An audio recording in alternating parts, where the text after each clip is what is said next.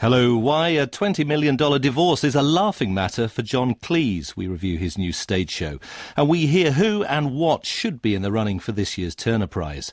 But we start with Britain's most acclaimed female singer-songwriter, Kate Bush.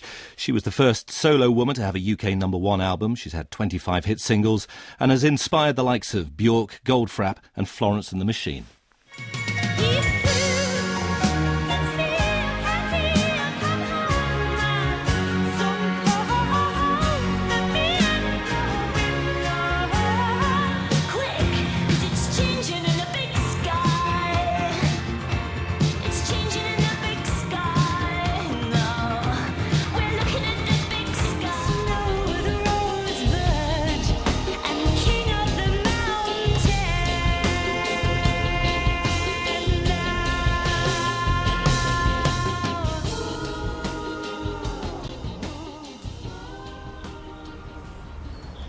The release of a new Kate Bush record is a rare occurrence these days. She may have made 5 albums in the first 7 years between her debut, The Kick Inside, in 1978, and the one that many people regard as her masterpiece, The Hounds of Love. But she hasn't been heard from since 2005, when she released a double album, Ariel, and that one marked a return to the public eye after 12 years away. Her music has always been innovative, idiosyncratic, often at odds with the prevailing style of the time. She's toured only once and hasn't performed live since 1979. She has a reputation as a reluctant and elusive interviewee. And yet Kate Bush has agreed to talk to me at her home here in rural Berkshire about Director's Cut, a new album of sorts. It reworks tracks from 2 previous records, The Sensual World from 1989 and 1993's The Red Shoes.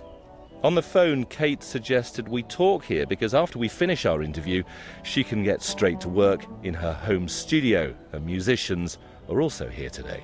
So what will they be working on? A brand new Kate Bush album? Let's see. But first, I need buzzing in through a large pair of wooden gates just down the road there.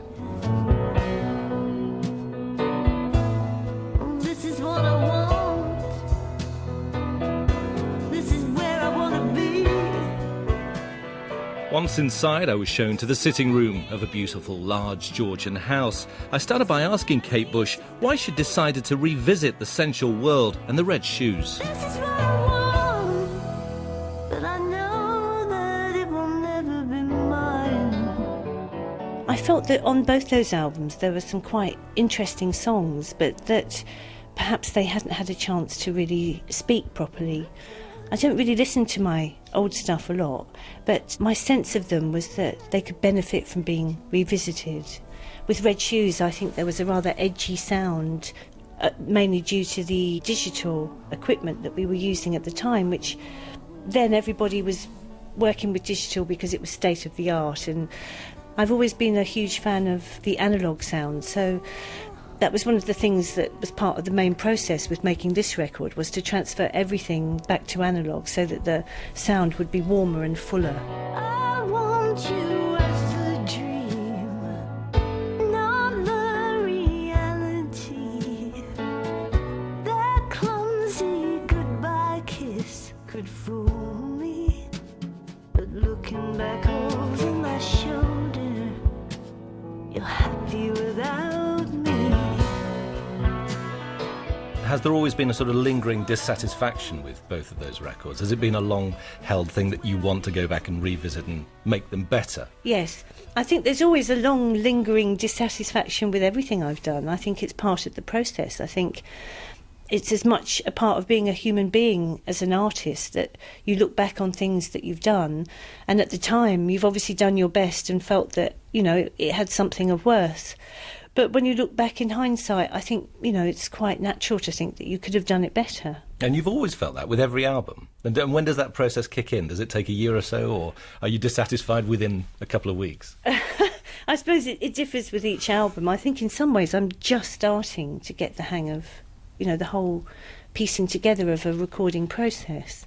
There's always something wrong. Either, you know, I sing it stupidly, or I put lyrics in there that were wrong, or the production's not right, or, You know, that's why it's this continual learning process, and hopefully that you can learn from your mistakes.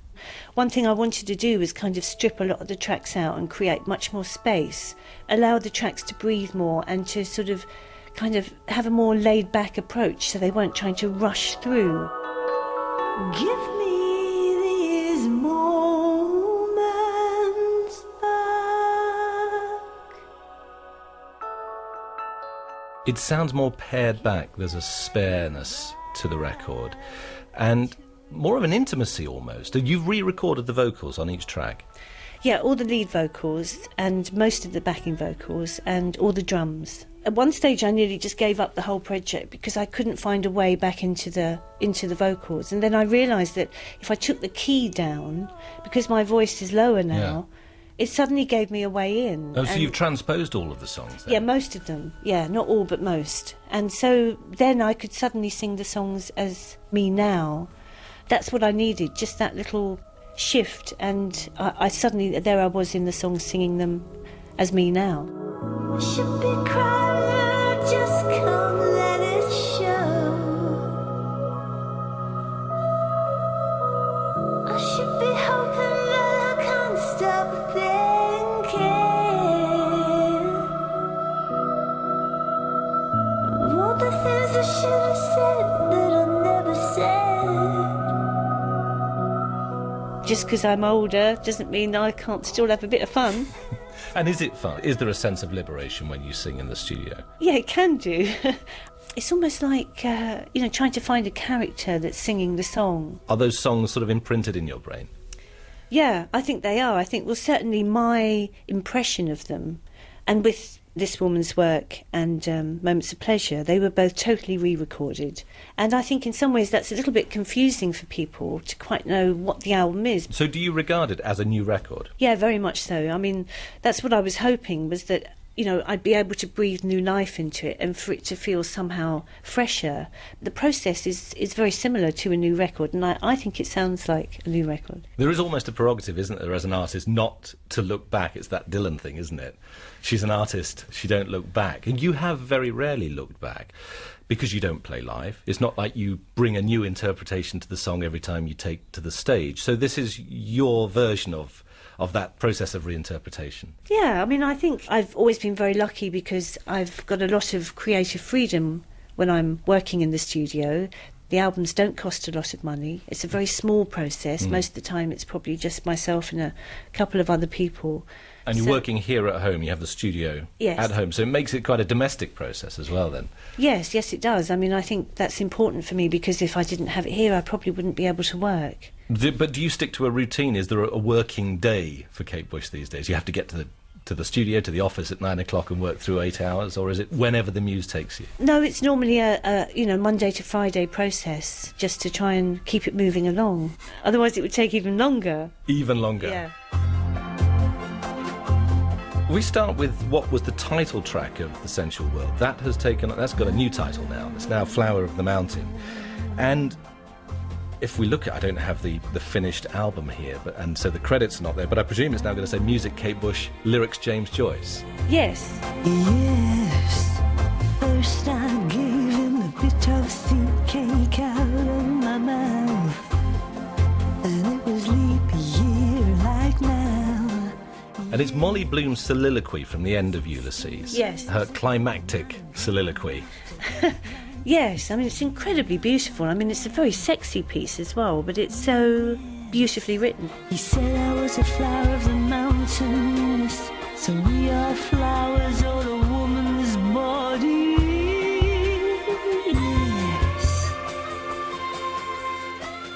When I'd approached for permission, I was refused. First time round when you recorded Sensual World. And, understandably so, they were being protective of a really classic piece of literature, and I think that's good. People should be protective. But, of course, I was very disappointed and had to kind of go away and rewrite my own lyrics, which they were okay, but you know, I'm not James Joyce, and so the idea was never as interesting as the original. So coming back to this project now, I had the chance to just ask again, because they could only say no again, which actually was what I was expecting them to say. But they said, and were you talking directly to Stephen Joyce, the grandson of James Joyce? Because he is the great protector of the estate, isn't he? Yes, he is. I just can't believe that I was given permission. I'm still over the moon about it. It was just such an incredible feeling for them to say yes. That's the great thing about this piece, isn't it? Because the repeated refrain, the word that is repeated by Molly Bloom in that passage is yes. Yes. And you're thinking yes. So they've said yes to yes. Yes. I think it's the first time ever that the Joyce estate has allowed his work to be used, certainly in a pop record. I don't know, but listen, I'm just so grateful. It's taken them 22 years to say yes then. Yes, although I had only asked originally. It's not like I've kept ringing up. Right, okay. Are we there yet? Are we there yet? I love you more. I love you more for it.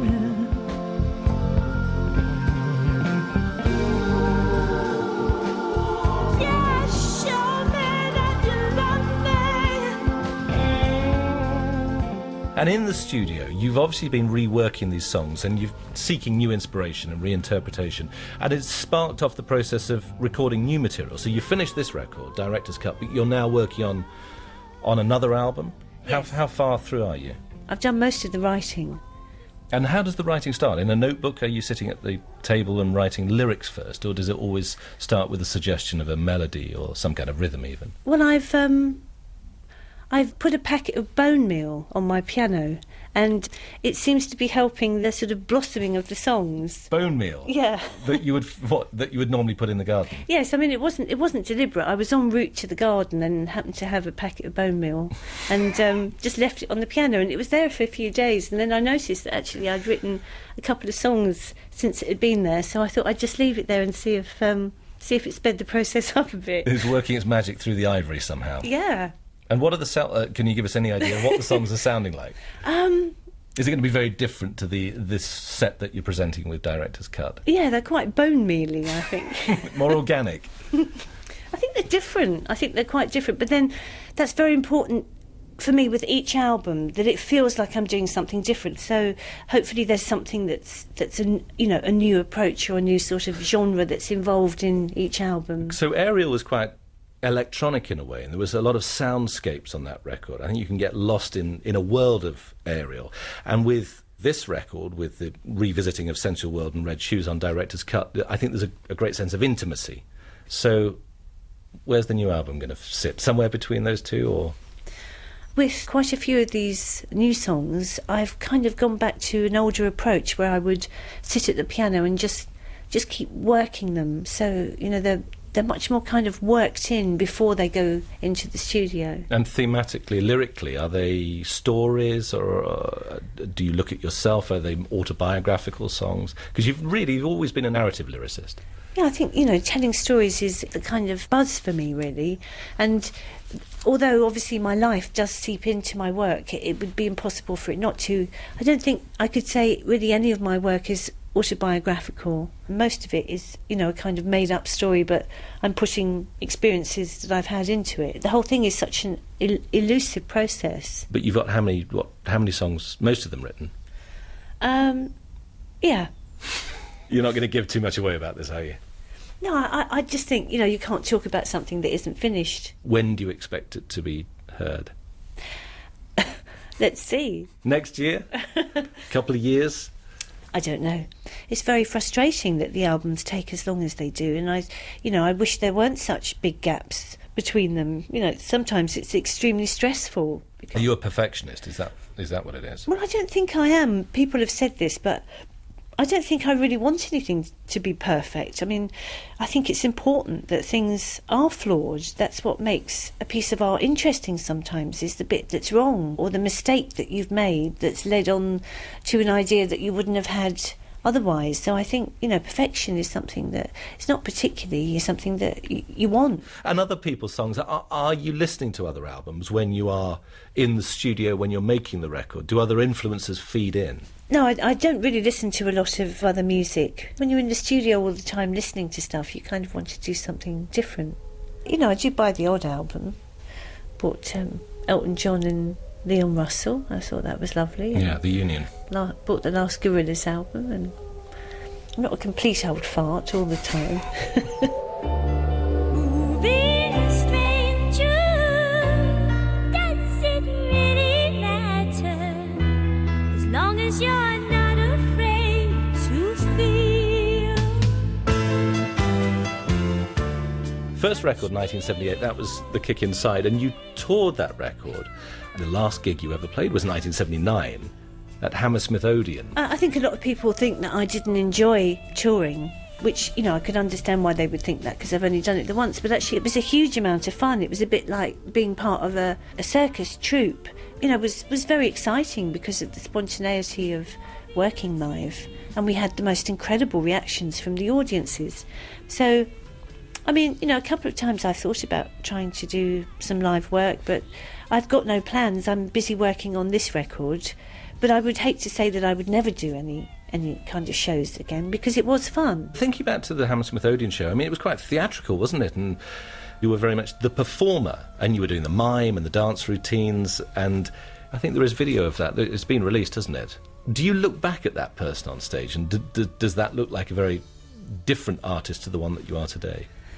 Well, again, I haven't seen that since it was done, so... Really? You've never looked back at it? No.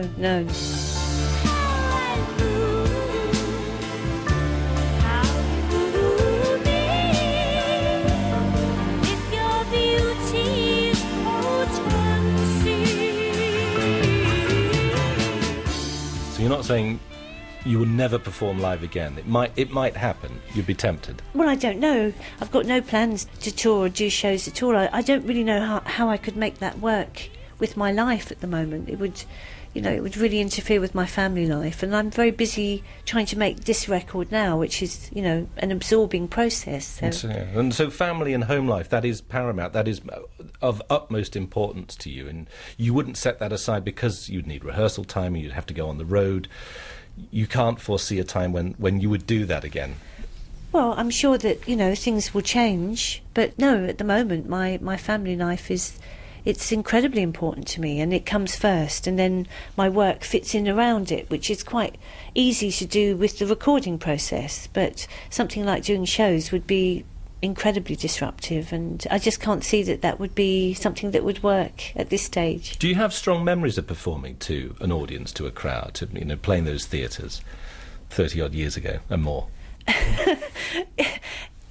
Well, it was a really long time ago. You don't have dreams about being on stage anymore. It's so far in the past. I do have the odd dream where I'm on stage and I've completely forgotten what I'm meant to be singing. So they're more nightmares than dreams.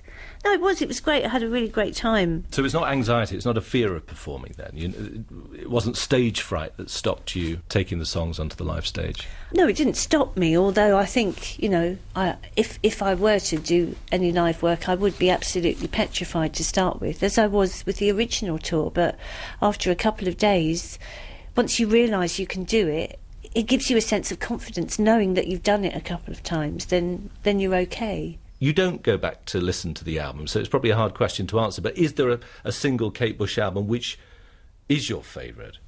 I quite like Ariel because I think it was also very tied in with a very lovely time of my life when my son was very little, and it was a very special time for me and very creative. And I thought Hounds of Love was quite good as well. But, I mean, Hounds of Love, I haven't heard that not long since after it was actually made, so it's, you know, it's a long time. I can't have heard it for 20-odd years. But if you do hear one of your songs, either, I don't know, driving along on the radio or in the shops, do you stop and listen, or do you move on quickly? When was the last time that happened? Can you remember? Well, I don't often hear my stuff on the radio. It doesn't hurt me. Do you want to feel how it feels? When did I last hear something? I think I heard Running Up That Hill on the radio a few months ago. Did you turn it up? Sing along? No, I thought it was all right, actually. That wasn't bad, that one. If only could, I'd make a deal with God, and I'd get him to swap our places. We're running up that road. So are you going back to work now? I am. Straight across to the studio, and you're going to carry on working. I am, yes. Vocals this afternoon?